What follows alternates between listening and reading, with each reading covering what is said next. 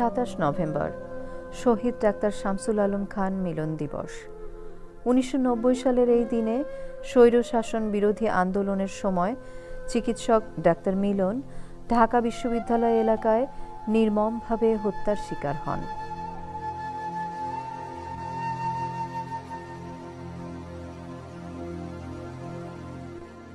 তিনি ছিলেন গণ আন্দোলনের এক সাহসী সৈনিক।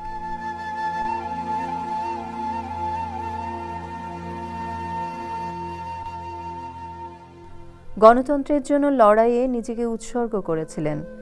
তাঁর আত্মত্যাগ আমাদের গণতান্ত্রিক সংগ্রামের প্রেরণা, যা এখনো মানুষের অধিকার ও স্বাধীনতার জন্য লড়াইয়ের প্রতীক হিসেবে বিবেচিত হয়।